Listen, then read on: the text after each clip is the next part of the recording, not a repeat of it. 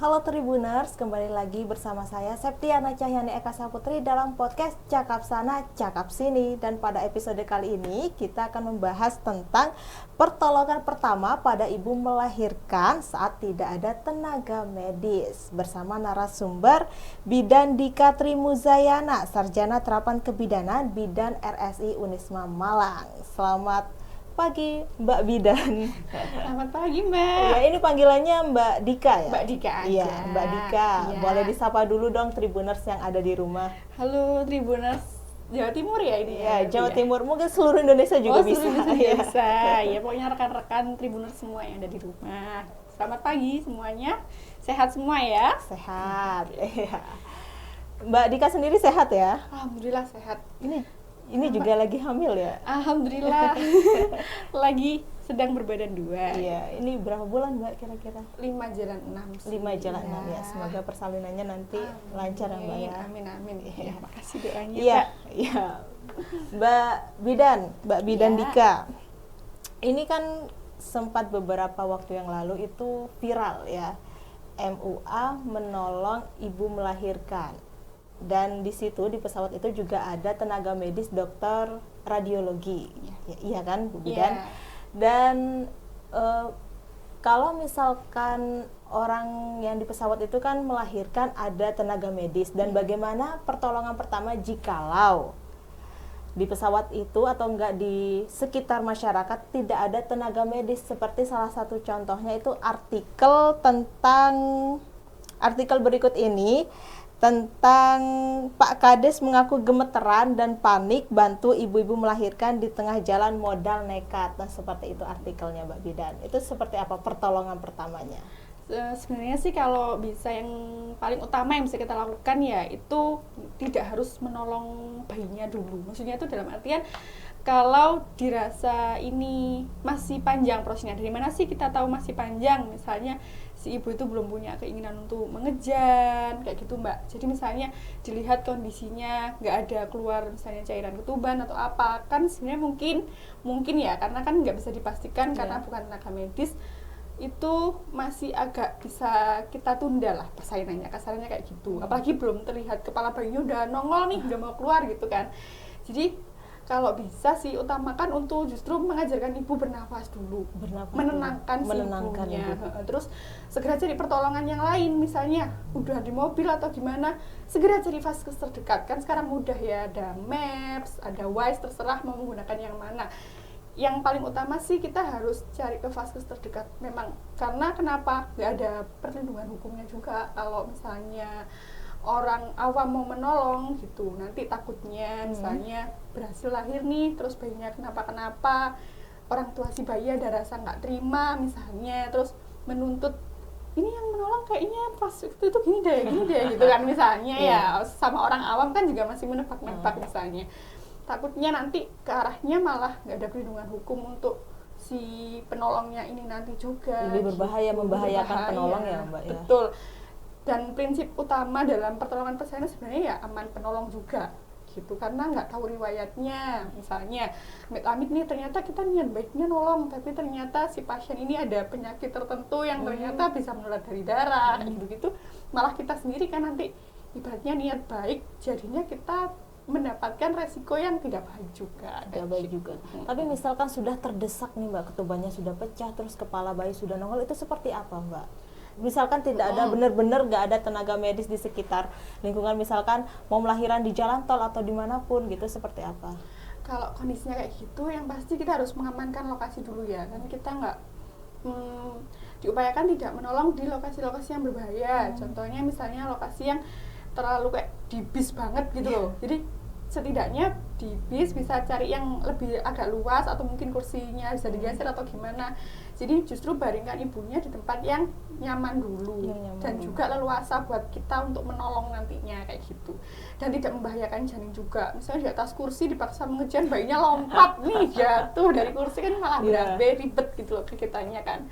Jadi pastikan lingkungannya aman dulu, nyaman juga buat kita sebagai penolong, dan pastikan kita tidak sendirian gitu. Jadi maksudnya seandainya ada apa-apa pun kita ada saksi nih, oh kita loh sudah melakukan ini, misalnya membantunya baik segala macam.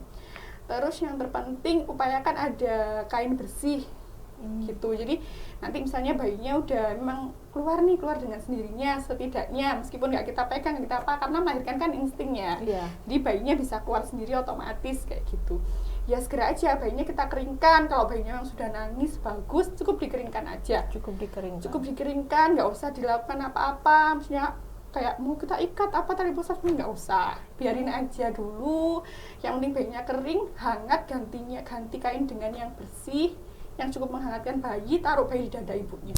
Di bayi dada ibunya? Iya, jadi maksudnya memang agak kayak kelihatannya kurang sopan sih kalau kita buka-buka kancing gitu ya, tapi emang paling sederhana itu taruh di dada ibu. Itu memang ada salah satu metodenya dalam proses persalinan, namanya itu IMD, inisiasi menyusu dini. Jadi memang kalau memang bayinya bagus, dilihat normal, ibunya juga bagus, biarkan aja dari pusatnya dulu, keringkan bayinya, taruh di dada ibu, selimuti.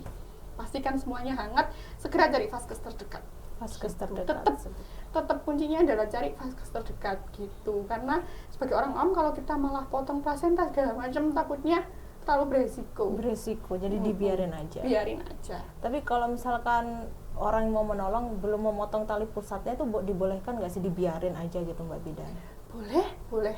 Kalau memang ibaratnya kita lihat lingkungan juga nggak ada alat yang bisa kita gunakan. Kalaupun ada misalnya ada gunting nih, tapi guntingnya misalnya harus khusus memang khusus. Semua peralatan yang kita gunakan untuk menolong persalinan harus dalam kondisi steril dan khusus. Kalau kita pakai asal gunting kertas atau gunting apa, takutnya sterilitasnya kurang gitu, nanti malah membahayakan ke si adik bayinya itu sendiri. Jadi dibiarkan aja. Karena ada teori-teori, sebenarnya nggak baru-baru amat sih teorinya gitu, cuma penerapannya belum banyak diketahui banyak orang. Itu namanya delay umbilical cord clamping ya, jadi itu nanti si plasentanya atau si tali pusatnya itu kita biarin aja dulu gitu. Sampai kering? Sampai aliran darahnya biasanya cukup, nggak harus kering banget. Tapi kan memang kalau di luar negeri ada sih yang dibiarkan sampai dia misalnya lepasnya seminggu nih, dibiarin aja seminggu. Jadi ari-arinya bahkan sampai tali pusatnya itu dibiarin kering, nanti dia lepas dari bayinya baru dikubur atau diapakan terserah gitu. Cuman kalau di kita takutnya melakukan hal itu tuh karena lingkungannya kita nggak bisa menjamin juga, resiko infeksi juga masih cukup besar lah, kita belum cukup memadai untuk sampai ke situ. Tapi kalau secara misalnya sederhananya bisa lah ditunda dalam waktu misalnya 1 jam 2 jam, nggak ada masalah, dibiarkan aja. Nanti tali pusat itu kan kelihatannya kalau baru lahir, kalau mbaknya pernah nih misalnya, itu kayak masih seger banget, itu ada aliran darahnya, jadi masih berdenyut karena ibaratnya itu kayak jantung makanan si bayi, semuanya itu dari situ. Malah bagus juga sih, jadi mengurangi resiko anemia pada bayinya kayak gitu-gitu. Jadi kalau menurutku nggak ada masalah, mau misalnya ditunda pemotongannya mau berapa lama pun nggak ada masalah, yang penting bisa menjamin, nggak dipaksakan misalnya ariannya ditarik keluar dulu atau gimana, nggak, udah biarin aja di dalam ibunya dulu, cari pertolongan terdekat 1-2 jam, nggak ada masalah. Nggak ada masalah. Berarti tadi kalau misalkan kita ngasal memotong tali pusat itu bisa menimbulkan apa tadi, anemia? Kalau ngasal motongnya pasti resikonya yang paling utama infeksi dulu. Infeksi dulu. Dan infeksi itu kan gejalanya nggak yang tiba-tiba kelihatan nih gitu. Jadi malah infeksi itu bisa berkelanjutan dulu. Misalnya dia baru ada gejala infeksinya setelah 3 hari nih, kok bayinya jadi lemas, jadi rewel, jadi misalnya nggak mau nyusu, demam tinggi atau segala macam, resikonya tuh baru muncul beberapa hari kemudian kayak gitu. Jadi malah mending nggak usah dipotong, jadi dibiarin dulu. Toh misalnya pun plasentanya atau ari-arinya itu udah keluar dari rahim si ibu, udah di luar, udah yang penting kita bungkus aja dulu dengan kain bersih, atau misalnya ada kantong plastik yang baru, udah masukin aja plasentanya ke situ, tapi tetap dibiarkan menyambung ke si bayinya. Nanti pas nyampe vaskes baru itu urusan misalnya bu bidannya atau perawatnya atau dokternya untuk motong itu, karena nanti kalau salah mengikat pun, misalnya nggak dipotong tapi diikat aja, nggak kenceng ikatnya atau malah terlalu pendek, terlalu panjang, itu juga bisa resiko perdarahan. Gitu. Tapi kalau misalkan proses pemotongan tali pusat yang benar tuh seperti apa sih Bu Bidan? Kalau tali pusat yang benar, kalau kita mengacu pada teori pertolongan persalinannya ya kan ada asuhan persalinan normal namanya. Itu biasanya dipotong 1-2 menit pasca bayinya lahir gitu. Jadi nanti potong itu sekitar 2-3 cm dari perut si bayi. Jadi yang kita utamakan perut si bayi dulu, kita ukur 2-3 cm. Kita pasang misalnya talinya, bisa pakai tali. Kalau sekarang yang terbaru itu kan ada klem kayak plastik, jadi non reusable, jadi cuma satu bayi satu klem itu. Nah itu kita klem, dan itu sudah pasti tidak ada aliran darah lagi, nggak ada perdarahan. Baru kita klem sisi ibunya, baru kita potong gitu. Jadi nggak asal tiba-tiba udah kita tekan aja terus kita potong gitu, enggak. Memang ada boleh teorinya ngasal juga, ya, nggak boleh harus ada ngasal. teorinya. Betul. Tapi misalkan kalau untuk nggak ada tenaga medis, kita orang awam boleh nggak sih memotong tali pusat itu? Seperti contohnya kasus yang kemarin itu viral di media Sebenarnya sosial. tetap nggak boleh ya. Nggak boleh. Iya, maksudnya nggak boleh. Apapun intervensi yang diberikan kepada misalnya ibu bersalin itu kan sudah ada aturannya, kayak gitu, dan ada pelatihannya khusus segala macam. Ya itu tadi banyak resiko yang misalnya bisa terjadi kalau itu dilakukan sama orang awam itu sendiri. Jadi kalau saya misalnya pun orang awam, saya mengamankan diri saya sendiri dulu, apalagi paparan darah dari si ari-ari atau tali pusat ini kan juga banyak, besar gitu, terlalu beresiko untuk melakukan hal tersebut. Bener. Berarti dibiarin aja ya Mbak ya, Biarin jangan aja, ngasal. iya sudah mending kalau memang mau niatnya menolong, tolong bayinya dulu aja, maksudnya keringkan aja kayak tadi saya bilang itu aja kayak gitu, nggak ada masalah dari situ. Iya Mbak, tapi misalkan kalau kasusnya ini misalkan ada ibu melahirkan di rumah sendirian Mbak, gak ada keluarga, itu gimana Mbak?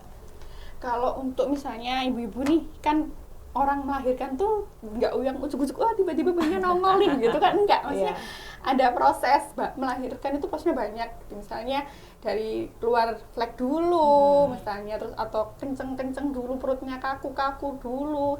Apalagi misalnya anak pertama itu kadang orang itu kaku-kakunya mulai sekarang, lahirnya seminggu lagi tuh ada banyak, maksudnya tuh jadi nggak yang tiba-tiba ujuk-ujuk nih bayiku udah lahir gitu, enggak, jeng-jeng, surprise gitu, enggak gitu kan. Jadi maksudnya tuh prosesnya tuh panjang. Jadi kalaupun misalnya sendirian di rumah, tetap kita itu selama hamil kita itu harus mawas diri, maksudnya kita mengenali diri kita nih sendiri. Terus kita harus tahu hotline atau nomor siapa yang bakal kita hubungi, misalnya suamiku kerja, yang terdekat itu siapa. Terus misalnya adanya tetangga, ya sudah minta tolong tetangga, rasa kencengnya kok makin sering, kok udah nggak ketahan, mending ke tetangga minta tolong diantar ke vaskes terdekat atau gimana. Kalaupun memang terpaksa bayinya udah lahir banget nih, udah nggak nahan, kadang kecenderungan nggak bisa nahan tuh ada di anak ketiga, keempat, kelima, kesekian gitu ya. Misalnya kan kayak yang kata orang dulu, bersin aja lahir nih bayinya gitu kan, nggak salahnya. Itu mending kayak tetap minta pertolongan sama tetangga. Kalaupun udah lahir bayinya, tetap lakukan kayak awal tadi aja, keringkan, pastikan ibunya itu cukup baik, cukup sadar, kasih minuman manis ataupun cemilan atau apa, segera bawa ibu dan bayinya untuk ke vaskes terdekat gitu. Iya, tapi kalau kasusnya beda ya Bu Dokter. Ini kan kasusnya Bu Bidan. Mbak Bidan. Mbak Bidan, kasusnya kalau misalkan orang wanita hamil itu dari hasil, mohon maaf ya Tribunas, hubungan gelap. Nah itu pastinya kan nggak akan memberitahu siapa-siapa, tahu-tahu melahirkan sendiri. Itu kan pasti ada faktor resiko bagi ibu dan bayinya. Itu seperti apa Bu Bidan, Mbak Bidan? Kalau sebenarnya saya pernah mengalami beberapa kasus sih, kayak misalnya mahasiswi yang dia terlalu takut untuk membilang siapa-siapa, kayak kata Mbak tadi, akhirnya lahir di kos-kos dan segala macem. Pada akhirnya malah banyaknya tuh lari ke bayinya tidak tertolong itu tadi, karena kan maksudnya dia nggak bisa mengkontrol dirinya sendiri, dia cuma punya insting buat melahirkan tapi kontrol instingnya yang tidak ada gitu. Kalau dari situ sih kebanyakan pada akhirnya tuh terlambat pertolongan. Jadi terlambat itu dalam artian bayi itu kan gampang hipotermi ya, jadi kayak bayi itu sistem pengaturan suhu tubuhnya itu masih belum kayak kita orang dewasa yang kalau panas keringetan nih, dingin kita langsung ngerasa menggigil. Nah kalau bayi itu nggak ada kayak sistem kayak gitu, jadi kebanyakan mesti bayi nanti nggak tertolong. Jadi tapi misalnya beberapa bayinya tertolong pun itu karena ada respon dari teman-teman sekitarnya, curiga kok anak ini biasanya jam segini tuh keluar gitu lah, minimal ke kamar mandi atau apa. Jadi kalau kita dalam satu lingkungan kos-kosan, kita nggak bisa 100% apatis sama tetangga sekitar kita gitu. Jadi kalau ada menemukan kasus kayak gitu pun, ya segeralah untuk gimana caranya cari pertolongan juga yang menemukan ini untuk pertama gitu. Apapun teriak dulu. Sambil kita misalnya melakukan, misalnya mbaknya nemu nih, aduh gimana aku harus ngapain, teriak dulu aja, tolong. Jadi kan orang lain mendengar sambil mbaknya datengin si ibunya itu tadi, ya tetap lakukan pertolongan awal kayak tadi aja. Cari apapun, kaos apa terserah, pokoknya yang terdekat, yang kering, yang sekiranya bisa membantu mengeringkan bayinya. Paling sederhana gosok punggungnya aja. Gosok punggungnya. Iya, bayi maksudnya setidaknya pas ditemukan udah nggak nangis pun kita gosok, namanya tuh rangsang taktil ya. Jadi beberapa bagian sensitif bayi, misalnya punggung, kaki gitu aja kita keringkan, terus segera hangatkan, misalnya ibunya lemes atau apa, segera kasih minum, jangan biarkan ibunya tertidur, tetap bangunkan, upayakan diajak ngobrol terus sampai pertolongannya datang, segera bawa ke vaskes terdekat. Vaskes terdekat ya Mbak ya. Tapi jarang Mbak terjadi kayak gitu. Maksudnya Jarang, entah ya kayak beberapa orang yang menutupi kehamilannya terus lahir, bahkan bayinya sampai dibuang pun dia tuh tetap terlihat sehat-sehat aja, karena ibaratnya tubuhnya itu nggak menerima sinyal ibunya itu loh. Kayak gitu, banyak sih kejadian kayak gitu. Itu kan kasus kebanyakan kan yang hasil hubungan gelap gitu Mbak. Bener. Yang tahu-tahu brojol gitu. Iya, tahu-tahu brojol, terus nggak ada insting dari ibunya sendiri kayak, oh aku tuh bertanggung jawab, aku melahirkan anak itu gini. Jadi kayak jarang memang terjadi, bahkan kayak tahu bayinya nggak ada pun mereka jarang ada yang punya rasa penyesalan tersendiri gitu. Biasa aja ya Mbak ya. Biasa. Nah, memang agak aneh ya. Terus Mbak Bidan, ini bagaimana tahapan proses persalinan yang baik dan benar?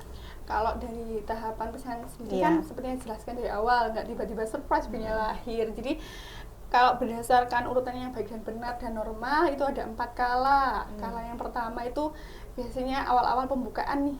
Jadi 1 sampai 10 itu 1 aja. sampai 10. Ya, 1 sampai 10 itu dengan waktunya itu harapannya setiap normalnya itu satu pembukaan 1 jam, satu pembukaan 1 jam kayak gitu. Tapi bisa cepat ketika pembukaan sudah di atas 4. Jadi 1 sampai 10 kala 1 pun masih terbagi 2 lagi nih.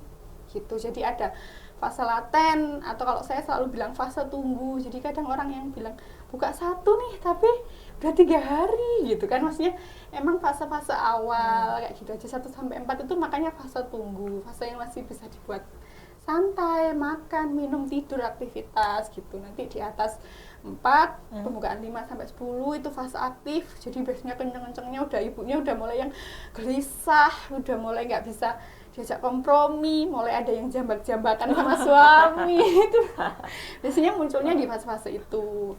Nanti setelah fase buka 10 udah lengkap, kepala bayinya udah turun, itu kala 2, mulai masuk kala pertolongan perlahiran kepala dan badan bayinya. Itu pun dimulainya pelan-pelan juga, ngeden segala macam di situ. Perjuangan sesungguhnya gitu kan.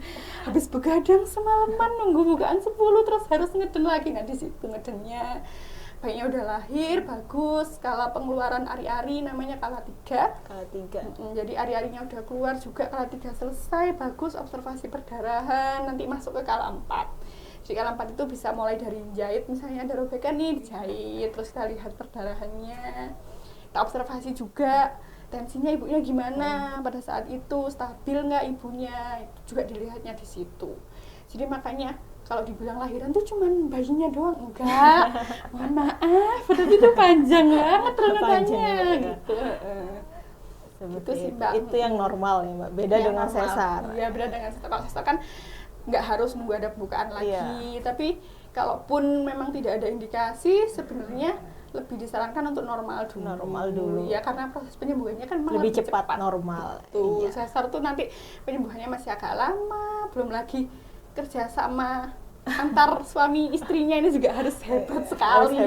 Tapi semua ibu melahirkan normal atau sesar tuh hebat iya, karena telah berjuang. Betul sekali. Dan Mbak Bidan, ini alat-alat yang dipersiapkan untuk membantu ibu melahirkan tuh apa sih?